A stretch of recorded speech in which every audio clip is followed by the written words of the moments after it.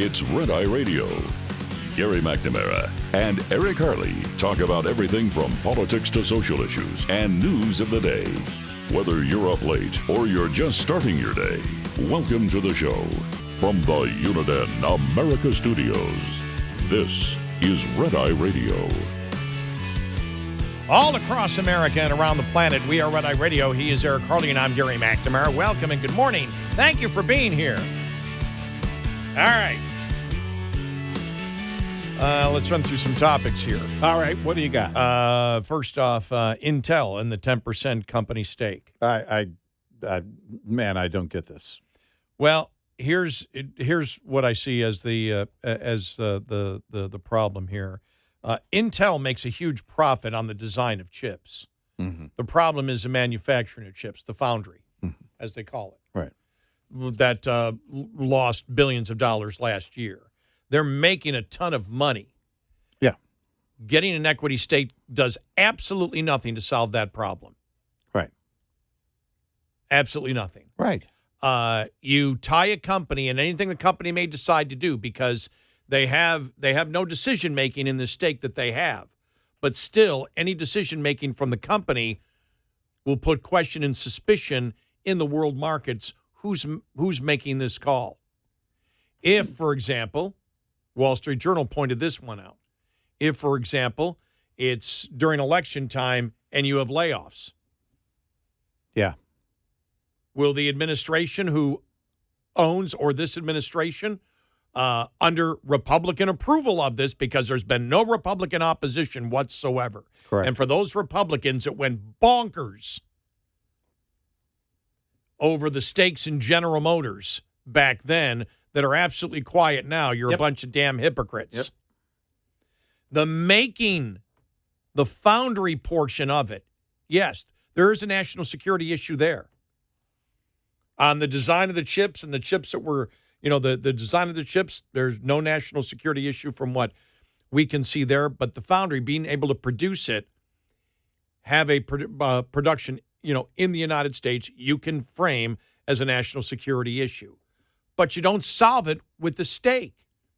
No. If you want to do something, tie, as they're doing already, part of the CHIPS Act, which, again, we had a problem with the CHIPS Act to begin with. But when you look at the let me get my mind where my head was at looking at this here. When you start talking about grants, loans, whatever, you can tie any profit making off of that the company has to pay it back. There's no reason for a stake. This is the thing that doesn't make sense. There is no reason for the stake and anything that might happen. Like I said, if you lay off, the question will be, are you laying off so the government makes money? Right. You don't want to get involved in that kind of thing. Right. And so because it's who's calling the shots, and also what kind of precedent does it set going forward, and what would a liberal administration with a liberal Congress want to do? Oh my God! Beyond that, we haven't even got to that. No, it's Republicans start putting stakes in companies as a reason that if you subsidize them or give them incentives, especially when it comes to national security, and you take a stake in the company, God help us when Democrats get in power. Yep. And that rulemaking is still in place. Right. Why stop at 10%? Right. Or why limit yourself and not have any say-so in how the company is run? Fact of the matter is, there is already, without taking a stake in the company, there are already government regulations. If you have an issue here, especially a national security issue, then you can take action without the stake. Right. You can directly have the action focused right on that particular portion of it, whether it's grants, whether it's loans, whether it's grants that are tied to, well, if you start making a profit, you've got to pay it back. Right. Those kind of things. Yes, to take a stake, which is basically stock and ownership of a company, no way. Absolutely not. It's the worst precedent, and for Republicans to be quiet on it is absolutely an abomination. Yeah. They ought to be embarrassed, especially after all the crap that we went through with the whole GM Right. fiasco that they were absolutely against. Right. Well, it's and this is the, I just don't see how more conservatives aren't outraged by this. How the Republicans aren't. It's been absolute crickets, except for conservative talk radio, absolute crickets. The first moment I heard about it, I was like, I know. No. Stay with me. No. Yep. The government needs to stay out. If there's a regulatory or national security concern, then you have the authority to do something about it.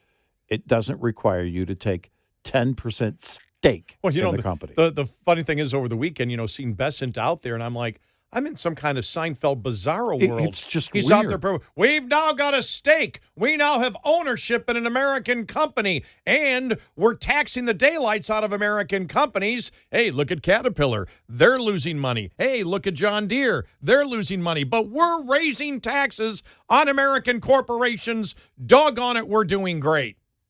I mean, it's like... Hey, let's take a stake in Cracker Barrel. Their net profits are way down, so it's the most bizarre thing I've ever seen. It's the most bizarre thing I've ever seen of Republicans in my lifetime. Well, it really is. There's it's fiscally speaking. Whose idea was this? Did Mamdani visit the White House? Hey, you know what you could do is I don't get this that's at all. And then the entire thing in the administration, that Mamdani's a communist. All right. What other companies can we own? Where can we get more ownership in companies? Right. Can we tax corporations more? Right. How can we do this? Right. Healthcare companies. Just bizarre. Oil companies. You could. Where would you stop? And why would you stop? Why would you draw a line? The line should have already been drawn.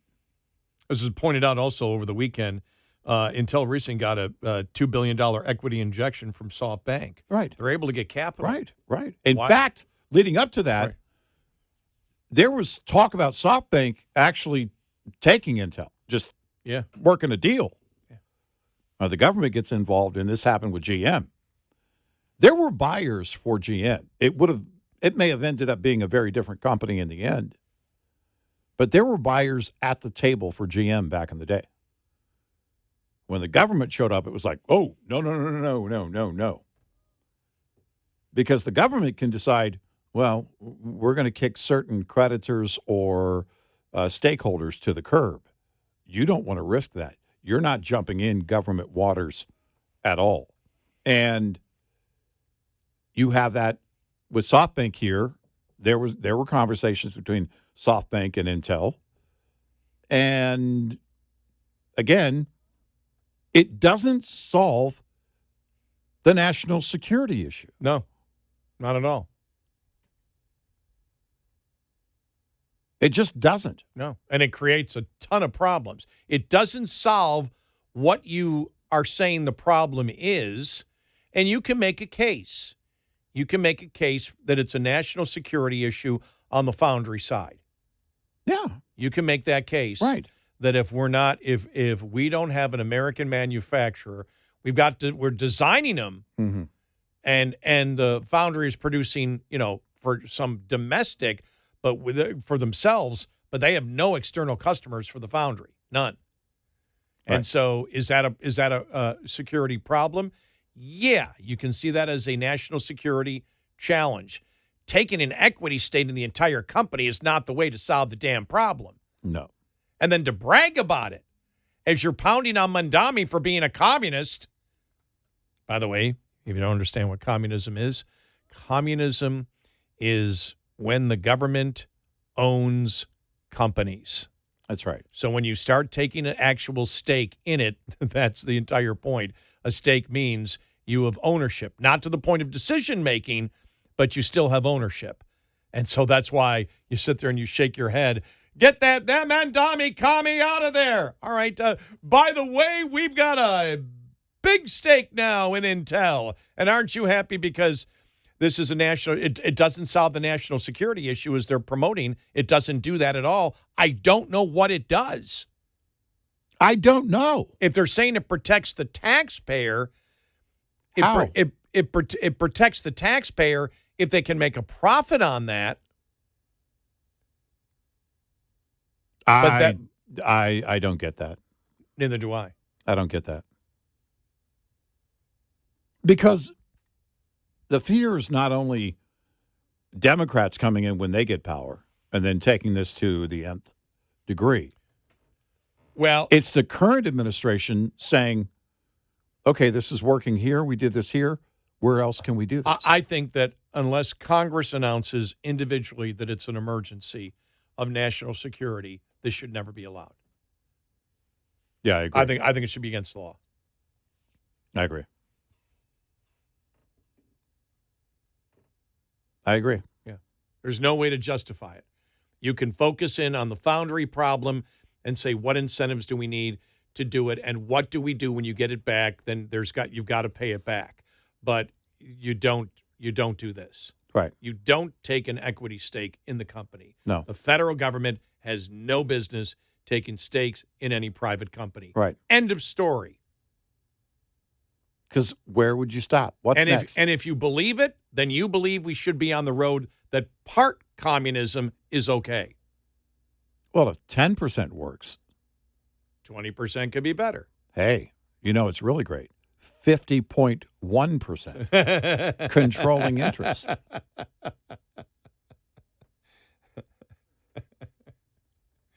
Yeah, it was a bizarro weekend. I'm just shaking my head. It's like, hey, we're taxing all these American companies. Yeah. Yay. Yay. Oh, we got a stake now. We got ownership in private companies. course. Yay. It's like, and all the influencers on the internet. Yeah. All these 30-something kids that have no clue how economics works at all. Right. None. None. Zero. Clueless. Not even elementary school level economics do they understand. And they're the ones out there going, we understand economics. You don't understand squat. You got nothing. You got nothing. No. And again, I waited. After this first came out, I thought, okay, what the hell am I missing? I know. It's like, am I missing something here? It's like, And I'm waiting, and I'm waiting, and then there's more talk about it, and I'm going, that's still waiting. There's zero reason for this. Zero. If there's a national security issue with the foundry, act on it without taking stake in the company. yeah. Period. I mean, it wasn't just a few weeks ago that Trump was going after the CEO of Intel. Well, if that's the case, you darn sure don't need 10% stake in the company. You just don't. 866-90 Red Eye. This morning's USDA Farm Report is brought to you by House Products. Tested, trusted, guaranteed since 1920. Taking food and beverage to the field, stadium, or even a backyard for a football tailgate party this season? USDA food safety expert Meredith Carruthers reminds us to avoid cross-contamination. Perishable and non-perishable food items, raw and cooked meats, clean utensils, and those used on the grill, slow cooker, or other cooking or serving method. She adds one cross-contamination consideration sometimes not thought of at a tailgate: raw meats and beverages. Raw meat, poultry, those types of products sometimes can leak, or their juices can get other places. And if you're leaking onto a cold drink bottle, you may be cross-contaminating harmful foodborne illness bacteria. You have a separate beverage cooler, so that way you're avoiding any risk of cross-contamination of meat and poultry products. But then also, because it's likely that the beverage cooler will be opened more frequently than a regular cooler that's just transporting food, going to be lifting up the lid to grab a drink. I'm Ron Bain reporting for the U.S. Department of Agriculture in Washington, D.C. This report brought to you by Cenex Fuels and Lubes. We'll be right back with more Red Eye Radio with Eric Harley and Gary McNamara.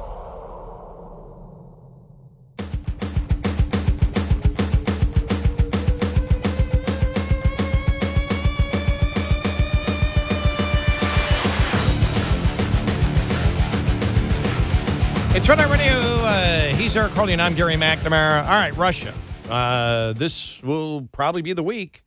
I don't know how the administration ignores the response, because over the weekend it was really just, the last couple of days, just Russia basically saying, nope, sorry. You had J.D. Vance on there talking about what they agreed to, as they were saying, we didn't agree to any of this. Right, yeah. So it's exactly what we expected from Russia. Trump probably expected this from Russia, and now we'll see what the next move is from the United States. Right. Because everything that was, remember a week ago when it was, all right, this is great, everybody's together, and we said, okay, we know you can't trust Putin. We know he's going to back off on everything, and that's exactly what he has done. Mm-hmm. So what does the administration do now? They were quiet over the weekend on it. Again, they were talking about the success that they had. They were still in last weekend's mode. Yeah, I guess just trying to keep a positive tone, but in reality, you can't trust Vladimir Putin. And I don't know that you can trust him even after any kind of peace agreement, any kind of peace deal. There's, again, what is he bound by?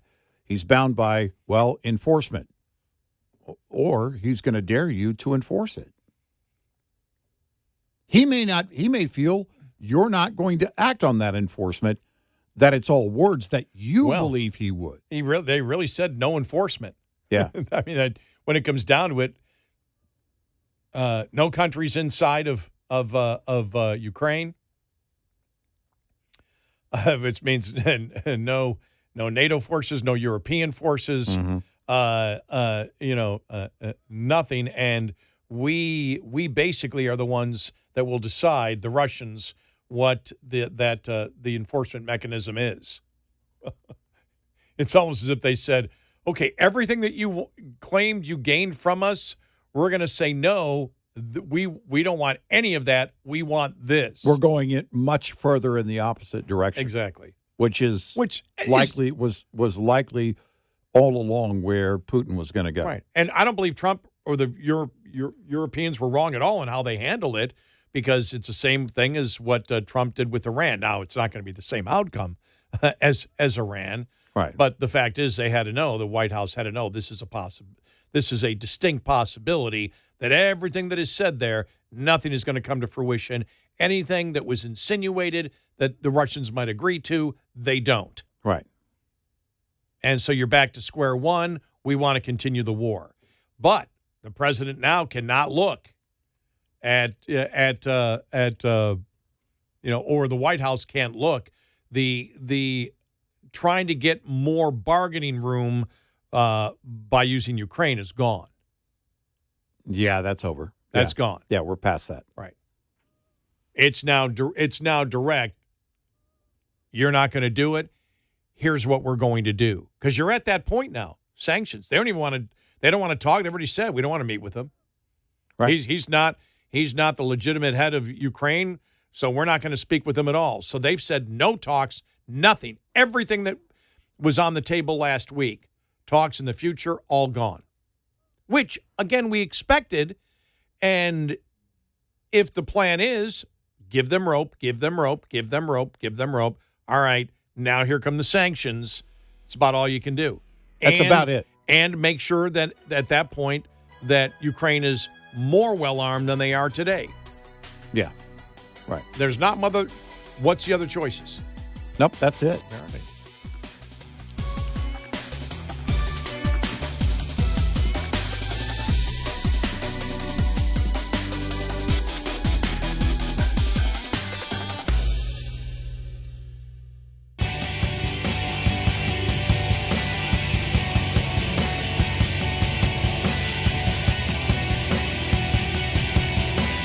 You're listening to Red Eye Radio from the Uniden America Studios.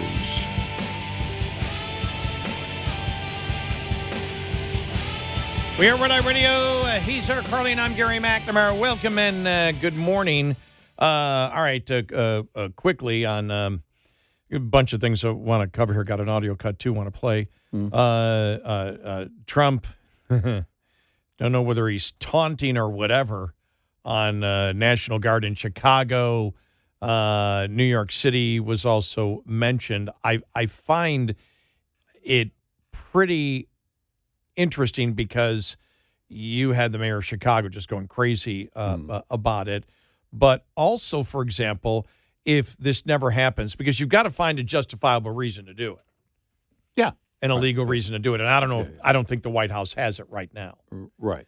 They have it in Washington without question because Washington doesn't have Washington isn't part of a state. And the city council and the mayor serve at the pleasure of Congress. They only exist because Congress created it for them, but they don't have to be there as we know it. But you get this, for example, this is Kathy Hochul, because the whole thing is on there about New York City. And, they're not going to, he's not going to bring it to New York City. And then this, remember, this is MSNBC. All right. Okay. Understand. And this is the beauty. This all fits the article that says Trump simply says something and then boom. Right. Yep. But these are 90-10 issues. But this is MSNBC with Kathy Hochul. Here we go. All right. But I'm going to interrupt you then. Here's the problem. We don't feel safe. You might be working closely with Mayor Adams. You may have spent a whole lot of money, but I walk into my pharmacy and everything is on lockdown because of shoplifters. I'm not going in the subway. People don't feel safe in this town. So you may have done these things, but right now we're not feeling good. We're worried we could be San Francisco. Wow. That's on MSNBC. Wow. Just so you see that kind of thing and you're just like, whoa. That's pretty intense. It is. I want to get to this audio then. This is that's the problem. Getting back, whether the president does it or not to Chicago or New York, what it does is highlight the problem because the media then pays attention to it. Yeah. Trump does Right. something, they all get outraged, Right. but then whether it's CNN or MSNBC, you get these anchors that actually live in these towns saying, yeah, but we don't feel safe. Right. Yeah, but we don't feel safe. Right. Okay, you may want to argue with the statistics. Okay, maybe they went down here, but they're still horrible. And we don't feel safe. We don't feel safe. We don't feel safe. You can't win that argument. Nope. And I think that's why Trump's doing it, because it's an argument that he can win 90-10. Well, that's it. When you even have liberal media types that are saying, look, something has to be done. We live here. Something has to be done. And they're covering the issues. That's the thing. Right. All the media is covering it. This is, for example, this is this week, yesterday, and this is about, they all covered it because the New York Times wrote it about the evaporating registered voters for Democrats. Here we go. This is just a stunning analysis that the New York Times has out in the last couple of days. You've seen nationwide a drop in Democratic registration numbers. And in the battleground states, it's just as stark. Look at this. The share of registered Democrats down almost 4 points in Arizona. Just since 2020, Nevada, more than 8 points. North Carolina, Pennsylvania, all of these big battlegrounds have lost Democrats in large numbers, again, just this decade. So that just tells you how tough it's going to be for Democrats to fight their way back when it comes to control of Congress or potentially the presidency down the road. It's hard to create a wave if voters are fleeing your party. Extraordinary that Democrats have lost more than 2 million registered voters just in the past 4 years, and Republicans have gained. This For a total, I think it's, 4.5? Right. And I love this one from the New York Post. Mamdani is 0 for 2 in Kansas City. Yeah. I love the way they wrote that. Right. Kansas City's $50 million experiment with free bus fare is hitting the brakes because the city can no longer afford it. Mayoral candidate Zora Mamdani's socialist proposals, including free buses in the 5 boroughs and Soviet-style city-owned grocery stores, are now 0 for 2 when tried elsewhere. Yep. After Kansas City's own venture with the government-run grocery abruptly closed earlier this month, the Midwest city used federal COVID-19 relief money in 2020 to become the first in the country to institute free buses, but local funding dried up, and riders and conductors slammed the buses as unreliable, filthy, rolling homeless shelters, something critics say could easily happen in New York City. If you go from charging a fare to not charging a fare, ridership goes up, and you end up with degradation of service, said Ken Giradenian, a fellow at Manhattan Institute. Mamdani, who has made free bus service citywide a centerpiece of his mayoral campaign, was behind a 2023 state pilot to bring one free bus route to each of the 5 boroughs. He later co-wrote in an editorial in The Nation declaring that continuing to make buses free in New York is more attainable than you might believe.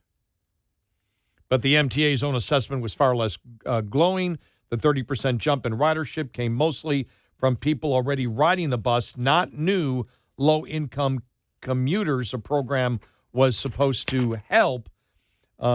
Service slowed, and the pilot program, which ended on August 31st, 2024, still managed to run over its $15 million budget. Mamdani has also called for additional bus-related capital spending, but he hasn't put a price tag on it.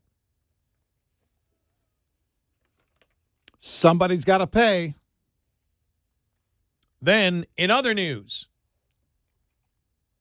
the Biden administration awarded Canadian electric bus maker Lion Electric $159 million to manufacture 435 school buses between 2022 and 2024, making it the 3rd largest recipient of such funding. The company has since fallen into bankruptcy, failed to deliver on hundreds of the buses it promised, and warned school districts that its dire financial straits prevented from servicing those even in circulation. The Washington Free Beacon reported earlier this year that Lion, then nearing bankruptcy, had yet to deliver $95 million worth of electric buses it pledged to produce as part of the Biden administration's $5 billion clean school bus program. Since then, Lion was sold for just $6 million during bankruptcy proceedings after being valued at $4.7 billion as recently as June of 2021. Why were they valued at $4.7 billion, Eric? The government? Oh, okay. The government. The company also permanently Why didn't they go with trillion? closed multiple manufacturing plants, firing the majority of its employees, and told consumers it could no longer honor warranties or purchase orders in the United States. Wow. Lion's dramatic fall from grace marks one of the most apparent failures stemming from the Democrats' green energy agenda, particularly as school districts turn back to the diesel-powered vehicles the Clean School Bus program was designed to phase out. All of our contracts from Lion that we work so closely with to ensure the project's success have been fired, said the superintendent of Homer Community School District in southern Michigan. We're going to keep our electric fleet on the roads for as long as possible. However, eventually we will return to diesel as the cost of the vehicle is far less than electric. His district, that receives $2.8 million in federal funding to procure 7 Lion buses in 2022, added that Homer schools have started sourcing their own parts to repair their electric buses because the company's bankrupt and can't do it. We could have told you this was going to happen. The only reason they succeeded was because of government contracts and government subsidies. What the hell do you expect to happen to a company when you do that? There's certain predictions I can make every time. He told the Free Beacon, it also hurts that the bus's warranties are no longer valid because the company is bankrupt. Yeah. Wasn't that in Tommy Boy? Oh, yeah, that was part of it, right? Yeah. Remember Tommy Boy, the warranties? I remember that. Charlie Butler, superintendent of Madison Parish School District in northern Louisiana, said the 14 Lion buses his district received are still new, but he's struggling to find companies that can repair them. Some of the issues do require funding, which we are managing at this time. Established by the Democrats' 2021 infrastructure bill, the Clean School Bus Program emerged as one of the Biden administration's signature climate initiatives. You remember this? I forgot about this. Who doesn't love a yellow school bus, right? Then Vice President Kamala Harris asked when promoting the program in 2022. The yellow school bus, right? It's part of nostalgia, Right? a memory of the excitement and the joy of going to school, to be with your favorite teacher, to be with your best friends, and to learn. The school bus takes us to school. The wheels on the bus Go round and round. Well, the buses do not run for more than a month before needing more repairs. These are new buses. Several school districts across the country have completely removed their Lion buses from service over mechanical and safety concerns. A superintendent for a Midwest school district told industry publication Clean Trucking the district's buses could not heat up in cold weather. They didn't test them in cold weather. Could not heat up in cold weather, lost steering and braking ability at times, had defective frames, and regularly displayed error messages that forced drivers to reset the vehicles. Now, the buses do not run for more than a month before needing more repairs. There's a very large group of supporters for these buses.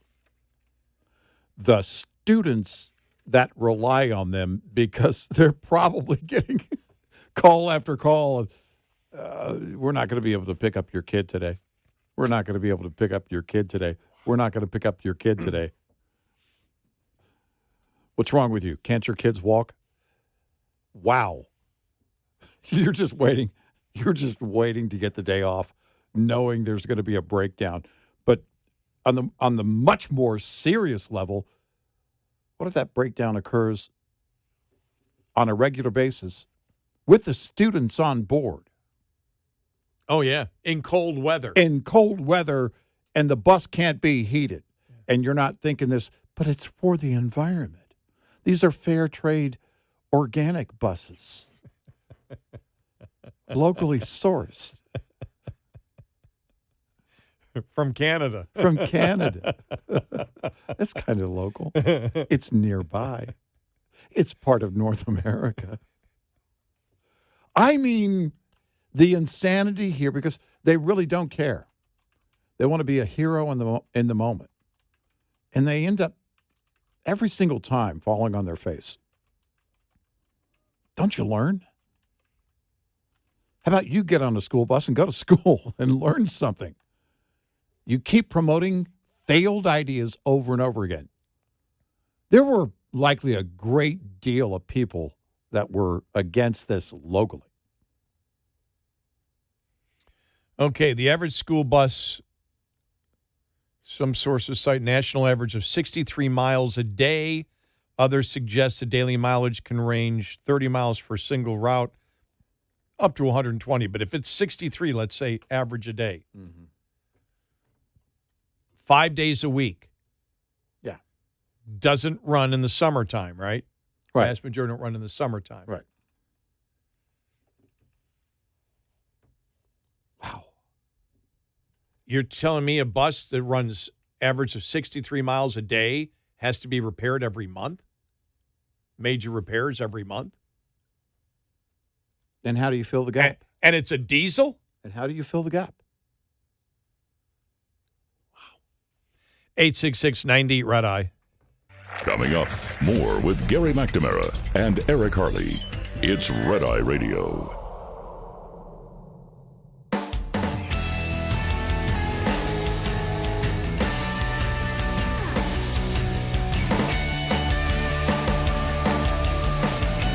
We are Red Eye Radio. He's Eric Harley, and I'm Gary McNamara. Did some research here from busware.com about school buses.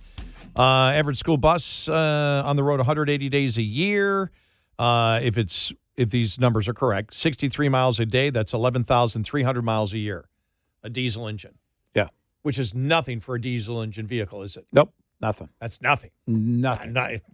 And they say they can't last, the electric buses can't last a month without being in the repair shop. And I'm thinking of that, I'm thinking of that as we're getting ready to leave, and I'm getting ready to jump into my 22-year-old and 1-month vehicle with 253,000 miles. Yeah. And head home and I haven't had hardly any repairs in the last couple of years on it. Right. Something's wrong.